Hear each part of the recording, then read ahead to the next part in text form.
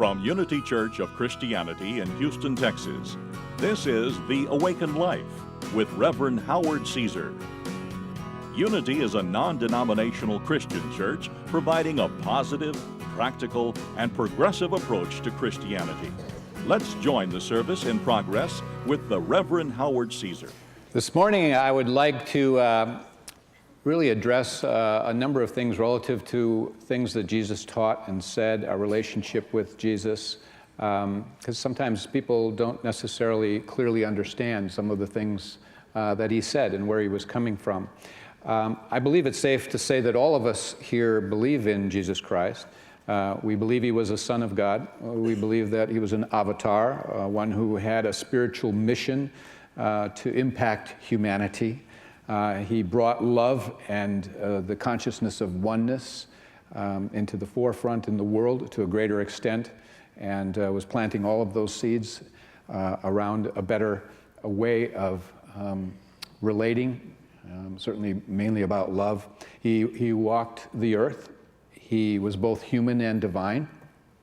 And I think we know there are many variations of understanding about Jesus. There are variations of worship.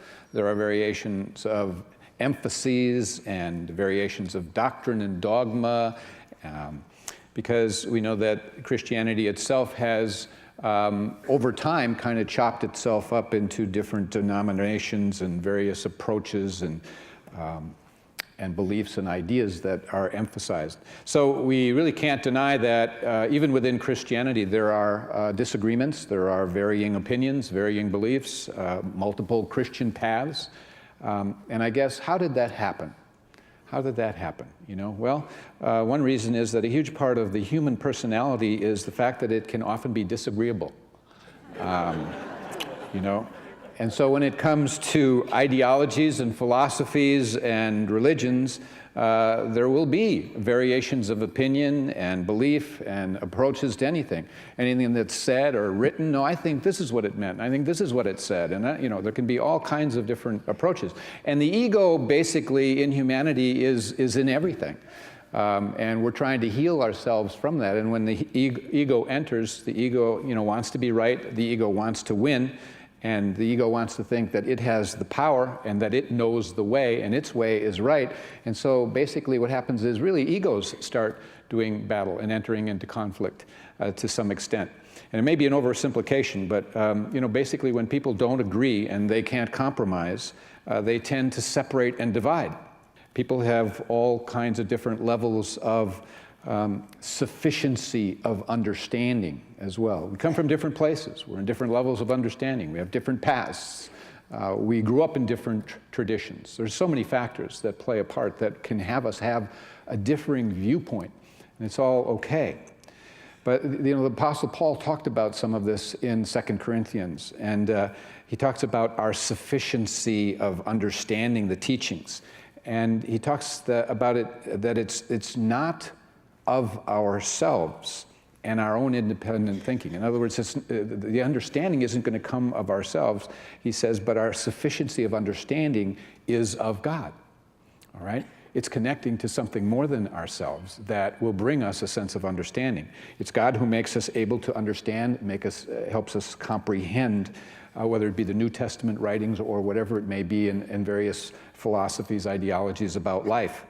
And he says in this 2 Corinthians that it is not of the letter, but of the Spirit. He says, for the letter killeth, and the Spirit giveth life. And he says these things are really written not in ink, but you know, on a tablet somewhere, but with the Spirit of the living God, this understanding. You see, it's not on tablets of stone, he says, but on the tablets of flesh, or he clarifies that and says, of the heart. And so this is the way that you really come to understand. It's not dissecting intellectually something, the letter, but it's actually the Spirit. It's the Spirit of God that actually will reveal to you a truth and bring a sense of clarity. We can fight forever people who are stuck in their mindset and are never in their heart connection, you see? And that's what Paul is saying around a level of understanding. One chapter earlier, he talks about God's knowledge being everywhere. And that aligns with our teaching that, God is omnipresent. There is no place where God is not. You can go anywhere in the universe, and that wisdom, that presence, that love, that energy is there. It's everywhere. And he actually talks about it as like a fragrance, that just as a fragrance, you can't see it, but you know and you feel the divine is there. So Jesus was about oneness, and he talked about the idea that we evolve spiritually in consciousness. And he referred to that in various ways, but one that was pretty obvious was where he said, "You are from beneath and I am from above." It's pretty obvious. He says, "You are of this world and I am not of this world." And then in the next verse, verse 28, he says, "And when you have lifted up the Son of Man, then you shall know that I am He, the Christ." In other words, when you have lifted up your tendency of the way in which you do perceive, the way in which you do live in separation and division and various aspects that are apart from your true nature. When you have lifted up your consciousness and have awakened into that awareness, then you'll know who I really am. You'll really understand and grasp that I am He, that I am the Christ. Because you'll have touched the Christ in you. You'll have touched a dimension of the divine in you. And he says, right in that same passage, that same verse, "And that I do nothing of myself." I'm not doing this. It's not me that's understanding. It's something that I'm connecting to that's speaking to you and through me. He says, "And that I do nothing of myself, but as my Father has taught me, I speak these things." Okay? So everything that he's saying is it's not me. I'm connecting to something that is giving me a comprehension and understanding, a sense of the experience from which I am there able. It was taught to me by this Spirit that is meant to teach you. And then verse 29, he says, "And he that sent me is within me, for the Father has not left me alone." Okay? Hasn't left him alone, dropped him off somewhere. Okay? It's still there, he's still connected. And what he was saying is that is true for you. God has not left you alone. The same God that is speaking to me, Jesus is saying, is speaking to you. It's there, it's available. And Jesus taught an incredibly powerful, concise body of teachings in what has come to be called the Sermon on the Mount. It's found in the Gospel of Matthew, chapter 5, 6, and 7. And just a powerful teaching. If you have a red letter Bible, just for 3 straight chapters, it's all red, no break. It's just Jesus talking. Sermon on the Mount. And at the end of it, then it goes to black print again, dark print, and it's a kind of an editorial comment right at the end of chapter 7 in the Gospel. And it says, "And it came to pass when Jesus had ended these sayings that the people were astonished." The people were astonished at his doctrine, his teaching. "For he taught them as one having authority, and not as the scribes." So what was the difference between the scribes and Jesus? Well, obviously, it's insinuated that the scribes were lousy teachers. They were into the head, into the intellect. They were into the letter, dissecting the letter and all of that, and they would dicker between themselves. And they were not of the Spirit. And they didn't come from the experience, They had not really experienced God. They could only talk about God. And Jesus had come from this authority, this deep inner knowing. There wasn't any doubt. This is what I've experienced. This is what I know. This is the way it is. That level is what he had come from. And that's when he says, "I have come down from above." You see, and you are from beneath. I have this higher understanding that I'm coming to share. And so how does one have authority? Well, it's in having been there. So in climbing Mount Everest, you gain the authority to talk about how to get to the top of Mount Everest because you've done it, because you've been there, okay? And Jesus said, essentially to us, I've been to the top of the mountain, all right? I come from above, and you are from beneath. And he said, you are of this world, and I am not of this world. I am of another level of consciousness, another level of spiritual awakening or awareness, called oneness with God. And that is like another world. It's like another world. Because in that world of oneness, there is no fear, there is no separation, there is no conflict, there is no hate. There is only a unity consciousness, a unity oneness with God. And those things don't exist in that world of consciousness. Okay? There's only oneness and love. But that exists, that world. So Jesus taught as one having authority. It was not about the letter, but it was about the spirit. It was about the fragrance of the divine moving through. Invisible but wonderful to breathe in. You got it, and his authority did not come of himself. He said, I do nothing myself, but as my Father has taught me, and it is he that sent me, and he has not left me alone. I'm not here on my own. That Father is still with me. That Father is speaking through me. It is the voice of the all that is coming through me. Now back to the Gospel of John, chapter 8, where we kind of began. Verse 31, he talks about becoming his disciples, Jesus does. And it states, if you continue in my word, my truth teachings, then you are my disciples indeed, and you shall know the truth, and the truth shall make you free. Now, have you ever known yourself to be a disciple of Christ? Could you ever say that you were, really? Most of us know stuff about Jesus, and we know about his life and some things that he taught.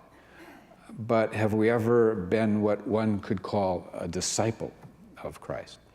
And I don't mean, there's an organization or a denomination called Disciples of Christ. Not taking anything away from them, but to step into that, a church called Disciples of Christ does not make you a disciple. There's a differentiation. No offense.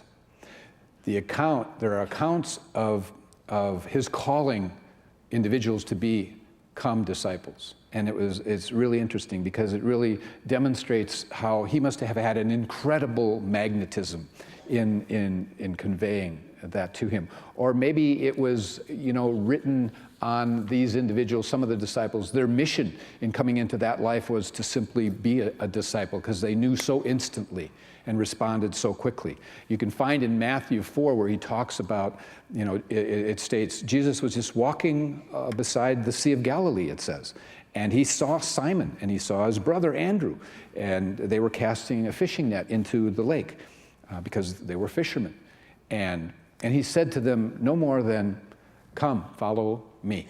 That's all he said. That's all that's in the passage. Come, follow me. And immediately they left their nets and followed him, it says. Immediately. And then it says, in the next verse, and walking a little further on, he saw James, the son of Zebedee, and John, his brother, and they were in a boat mending nets, fishing nets. And he called to them, and immediately they left their father Zebedee, and they left the boat, and they followed him. Who does that? Who does that? Just, follow me, come, and drops everything and goes, It would be like you having just mowed the lawn out front, and now you're doing a little edging, and there's a holy man walking down the sidewalk, and he says, come, follow me. You say, okay, and you go.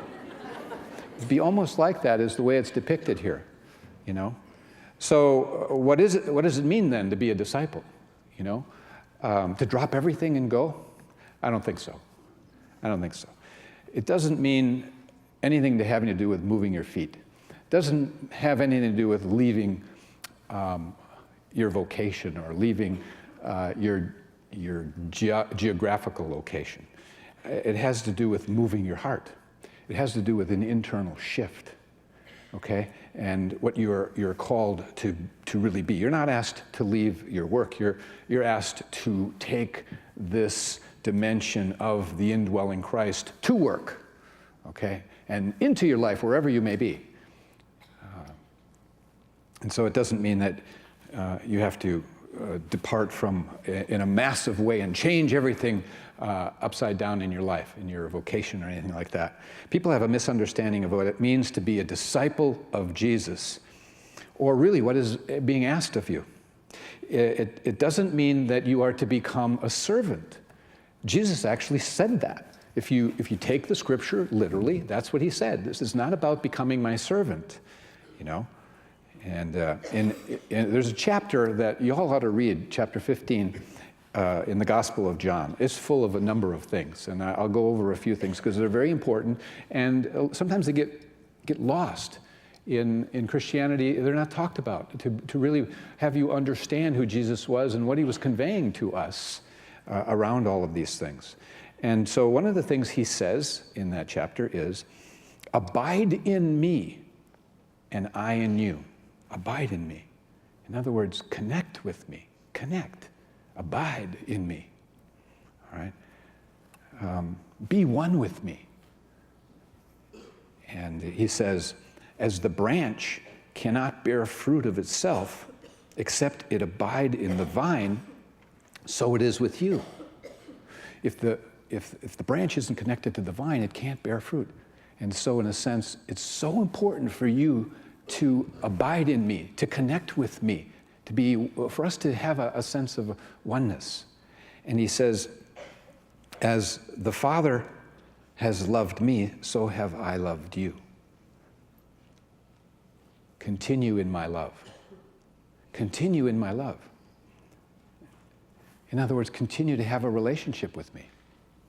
You know, continue to have me in your heart, to have me in your soul. Continue in my love. After I'm gone, you know. The veil between this world and the next melts away via love, you know. It's saying basically here that love allows me to be with you. It allows us to be together. If you love me as an elder brother, as a wayshore, as one who has loved you, and wants only for you to move higher into these realms of something called the kingdom that is in the midst of you, you see. Not a low here or low there, not somewhere you have to go to find outside yourself, but is in the midst of you. And I can show you the way and the truth about that. And so he says, if you keep my commandments, my teachings, or his commandments, you know, were love the Lord your God with all your heart, mind, and soul. Love your neighbor as yourself. If you want to go to commandments, those were the two. But anyway, if you keep my commandments and my teachings, you shall abide in love, just as I have kept my Father's commandments and abide in his love. And he's saying, basically, I'm only inviting you to do as I have done and to experience what I have experienced. Come on along, you see. He says, this is my commandment, that you love one another as I have loved you. There's a level of love here I want you to get to, that you love one another as I have loved you. And then he says, excuse me, and he says, greater love has no man than this, that a man lay down his life for his friends, for his friends. And next, he clarifies his relationship with us. And he says, straight out, you are my friends. It's right there in the scripture. You are my friends. No longer do I call you servants, but I have called you friends. For all things that I heard from my Father, I have made known to you. In other words, what is a friendship? A friendship is a sharing, it's a communication, it's a pouring out your soul of all the good that I know from on high that I want to give to you to take you somewhere. I'm your elder brother wanting the little brother and sister to come on up. all right? Because my love is so great and so grand. We're family. That's what he's saying. We miss that. We don't really understand where he was coming from. Don't put me on a pedestal. Don't worship me. Make me your friend. Let's have a relationship. Let's talk. That's what he's saying. And let that love continue. And so Jesus initiated the friendship. He shared his whole self. And Jesus said essentially, hey, I'm the best friend you could ever have. I'm the best friend you could ever want. I am the way. I am the truth. I am the life. And no one, he says, comes to the Father except through me. In other words, no one comes to the Father except through the path that I can show you. I know the way, and I know the truth that'll get you there, and I know the life, the kind of life. I know all that. So communicate with me. Let's love one another. Let's be friends. Let me help you. That's what he's saying. And through this relationship with the personal indwelling Christ, or your personal indwelling divinity, we all have this personal relationship we are to have with the helper that takes us into dimensions of the all that is. And so there are those who have come to help, like Jesus, okay? Something I have learned when I have gone to India, and I've been to India 5 or 6 times now, and to the Oneness University, I've shared that with some of you. And what they do at the Oneness University is simply try to help people move deeper spiritually and to be, taken into what they call spiritual awakening, okay, spiritual awakening. And it doesn't matter what your religion is. In fact, they are not creating another religion. They are not another religion. They are helping people of all religions or no religions be taken into a consciousness of oneness with the one God that we all share and whose nature is love. Now, one of the things that they emphasized that I really grasped and got, that I'm passing along to you, is that to become spiritually awakened, you have to, and to really, bear the fruit and the joy and the bliss that is really intended to be experienced in this life, which is referred to as the kingdom, is that you develop a deep relationship with your personal divinity, all right? That is what is called for. And whoever you consider to be the being that represents or has represented God in human form, it can be, that is your personal divinity. So if you're from another religion, it might be Krishna or it might be Buddha, but being Christian, it would be Jesus Christ, and that you let this indwelling Christ become a very close relationship that speaks to you and is an ongoing relationship out of your love for that elder brother, that wayshower. In India, they call that your antrayaman. It's a very common name, your antrayaman. Everyone chooses to have an antrayaman, which is your personal divinity, which you're supposed to have a relationship with. And when I went there, they just really encouraged me to really deepen my relationship with Jesus, and talking to him all the time, asking him, well, what did you mean by this scripture? Or what's down on paper here? Is this what you really meant? Or expound on that. Tell me, explain, clarify. That you can have that kind of a relationship, and that's what's encouraged. And so it's a very beautiful thing. And the relationship is to be molded after the best relationship that you've ever had with anyone, that you could conceive of. It is the relationship with somebody you can pour your heart out to, not ever be judged. There's absolute unconditional love.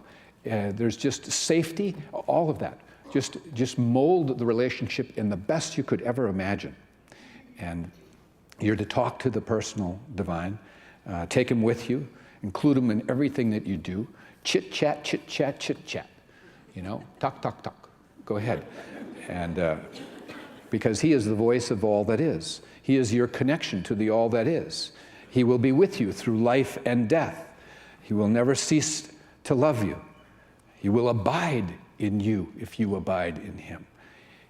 He'll take you forward, deeper, higher into spiritual consciousness, lead you into spiritual awakening, help you to experience heaven on earth and bits and pieces of it. He will help you to become free of your mind, free from the separate self, the part that is, that creates separation and fear and conflict and suffering, all of that. And it will take you into the present moment, the most beautiful space where really you experience God is in the present moment. You know how powerful the present moment is? That's where God is.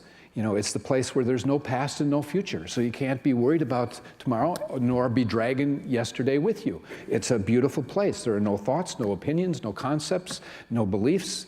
There is no judgment, there's no right or wrong, there's no good or bad, there's no duality, there's no suffering, no pain, no struggle, no despair, no conflict, no guilt, no resentment, no separation, no expectation, no fear, no divisions, no boundaries, no nationality, no religion, no doctrine, no dogma, nothing to fight over. Just a magnificent now moment where God is. Causeless love, causeless joy.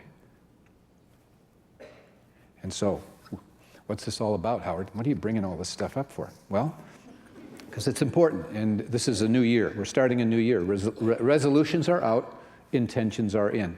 And so we are all vibrational beings, and everything is an energy and everything is a vibration. And so good feelings have high vibrations, bad feelings, low vibrations. Everything has a vibrational match. And so what are you going to focus on that will bring you a match? Well, you want to focus on the highest and best that is possible. And what could be better than entering into this new year, focusing and relating on this great example, this elder brother, this personal divine, this indwelling Christ, this higher self, however you want to refer to it, the Jesus that dwells within, the Christ that dwells within, and who demonstrated oneness with God, who has loved us beyond comprehension, and has left us a message of willing and wanting to help anyone who will open to it be taken into this dimension of what he called a kingdom that is here, now. And so I'm suggesting we all make it our intention, and I am, to become deeper and closer and connected to answering the call, to become a disciple, which means more disciplined in terms of deepening my relationship to a presence that is always with me, to talk, to direct my attention into the now moment with my indwelling God that dwells within me. And I will become, and you will become, the branch that has solidly connected to the vine, and as a result will bear fruit in the new year and in the life that lies ahead. And so what could be better than that as a New Year's gift? God bless you all.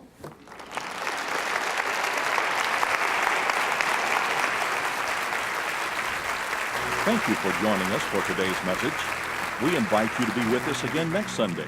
At Unity, we believe that God's presence of love and goodness is everywhere, and that life is meant to be good. You can find out more about Unity and our teachings at unityhouston.org.